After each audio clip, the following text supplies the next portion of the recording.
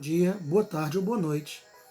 Que o bondoso Deus possa instruir seu coração para que aquilo que você aprende seja guardado não somente no seu intelecto, mas que o seu coração seja cheio de entendimento para servir melhor a Deus. Hoje falaremos sobre a disciplina da simplicidade e usaremos como nosso texto base Hebreus, capítulo 13, versículo 5, que diz o seguinte: Seja a vossa vida sem avareza, contentando-vos com o que tendes, porque ele disse: Não te deixarei, nem te desampararei. Hebreus 13, verso 5. Continuamos falando sobre disciplinas espirituais. Tratamos antes das disciplinas interiores: jejum, meditação, oração e estudo. Nesta nova fase, trataremos sobre disciplinas exteriores ou testemunhais. Veremos simplicidade hoje, solicitude, submissão e serviço na semana que virá. Vamos aprender sobre o testemunho cristão a este mundo tão confuso.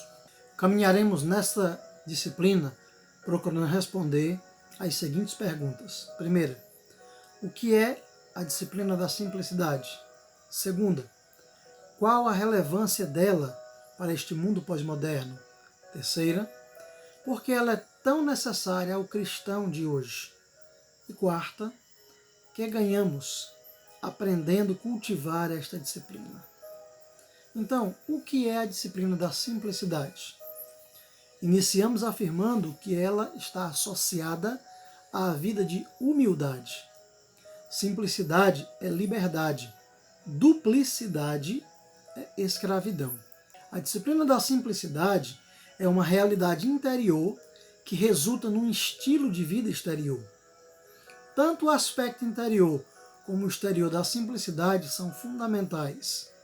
A simplicidade começa no foco e na unidade interior. Enganamos-nos a nós mesmos se cremos que podemos possuir a realidade interior sem que ela tenha um profundo efeito sobre nosso modo de viver exterior ou nosso testemunho. Qual a relevância dela para este mundo pós-moderno? Pelo fato de faltar-nos um centro divino, nossa necessidade de segurança tem nos induzido a um apego insano pelas coisas. A falta de Deus na vida das pessoas as tem levado ao consumismo exagerado. Esse desejo de ter é de natureza psicótica. Certamente você já ouviu aquele ditado: a medida do ter nunca enche. Quanto mais se tem, mais se deseja ter. Isso é um reflexo claro do mundo sem Deus.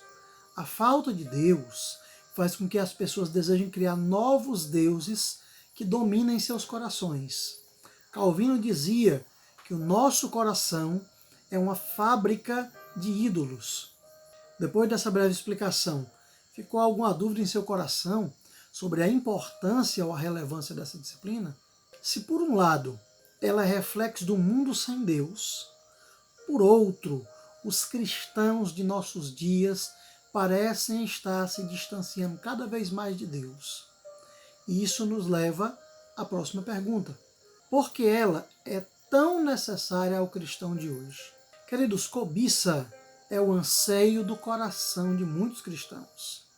E a irmã gêmea da cobiça é a inveja. E eu pergunto, será que há cristãos invejosos em nossos dias? Será que há cristãos cobiçosos em nossos dias? Os veículos de propaganda têm nos convencido de que andar fora da moda ou não ter o último celular é não andar em dia com a realidade. Não é apenas o mundo que é consumista. Há extremo consumismo no meio cristão. Ansiamos possuir coisas de que não necessitamos nem desfrutamos. Compramos coisas que realmente não desejamos para impressionar pessoas das quais nós não gostamos. Onde o planejamento baixa a guarda, o desejo psicótico assume o controle. Nunca, e preste atenção, nunca estivemos tão endividados. Tudo isso motivado pelo desejo supérfluo de ostentação. E eu pergunto, será que isso está no meio cristão? Com certeza. Como cristãos, deveríamos fazer objeção à moderna psicose que define as pessoas pelo que têm, pelo quanto podem produzir ou pelo que elas ganham. A cultura pós-moderna que estamos inseridos coisifica as pessoas. Elas só têm valor se tiverem coisas de valor. Então nós podemos ir para a nossa última pergunta. O que ganhamos aprendendo a cultivar esta disciplina, a disciplina da simplicidade? Alguns cristãos podem pensar que estou exagerando. Por isso, vou trazer alguns conselhos bíblicos sobre o valor da simplicidade. Deus valoriza a simplicidade e abomina a ostentação. Vamos conferir então. Não confieis na opressão, nem vos ensoberbeçais na rapina. Se as vossas riquezas aumentam, não ponhais nelas o coração. Salmo 62, verso 10. Aquele que confia nas riquezas cairá, mas os justos reverdecerão como a folhagem. Provérbios 11, 28. Nenhum servo pode servir dois senhores, porque ou há de odiar um e amar a outro, ou se há de chegar a um e desprezar o outro. Não podeis servir a Deus e a Mamon. Lucas 16, versículo 13. E, levantando ele os olhos para os discípulos, dizia: Bem-aventurados vós, os pobres, porque vosso é o reino de Deus. Lucas 6, 20. Mas ai de vós, ricos, porque já tendes a vossa consolação. Lucas 6, 24. Porque onde estiver o vosso tesouro, aí estará também o vosso coração. Mateus 6, 21. Não ajunteis tesouros na terra, onde a traça e a ferrugem tudo consomem e onde os ladrões minam e roubam. Mateus 6,19.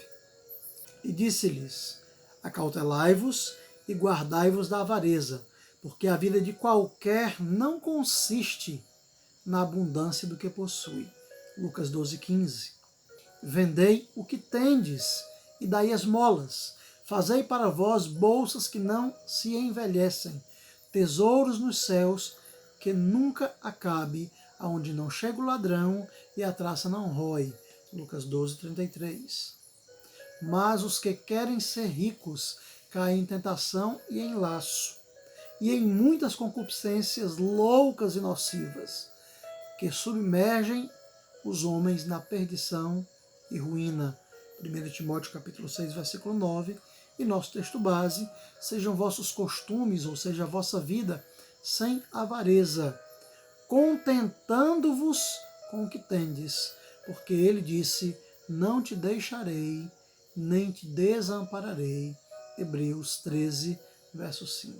Depois dessa exemplificação de versículos bíblicos, cabem algumas perguntas.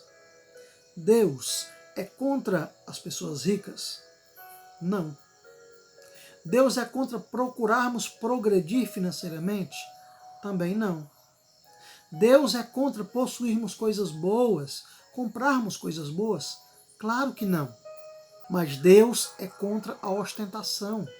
Deus é contra exibicionismo. Deus é contra consumismo motivado por orgulho. Deus é contra a idolatria dos bens. Queridos, precisamos entender que o problema não repousa em possuir coisas. O problema está em ser possuído por elas. Quando você perde o controle da humildade, da simplicidade, irá se tornar uma pessoa consumista, desenfreado e orgulhoso ou orgulhosa.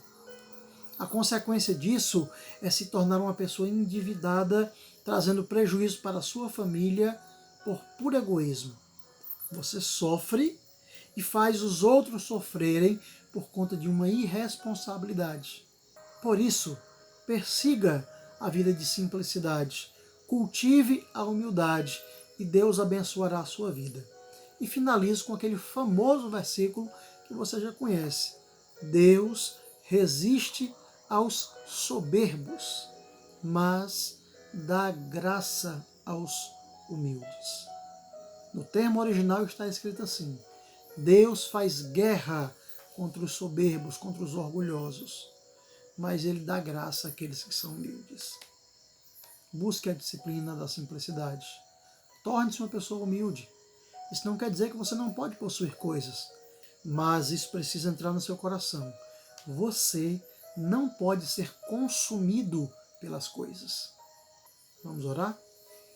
Senhor bondoso, muito obrigado pela tua misericórdia sobre as nossas vidas e pedimos que nos ensine ao nosso coração, para que este aprendizado não seja apenas intelectual, mas prático. Assim oramos em Cristo Jesus. Amém. E então, você está gostando dessa série de disciplinas espirituais? Está sendo útil à sua vida? Você tem aprendido coisas novas e boas para seu viver? Se isso é fato em sua vida, compartilhe com seus amigos. Deixe que eles também aprendam um pouco sobre isso e que isso também faça parte do viver deles. Porque é importante que mais pessoas tomem conhecimento do que a palavra de Deus nos diz e do que Deus quer para as nossas vidas. Deus abençoe a sua vida. Tenha um ótimo final de semana na presença do grandioso Deus. Em nome de Jesus, que o Senhor abençoe a sua casa, sua família. Amém.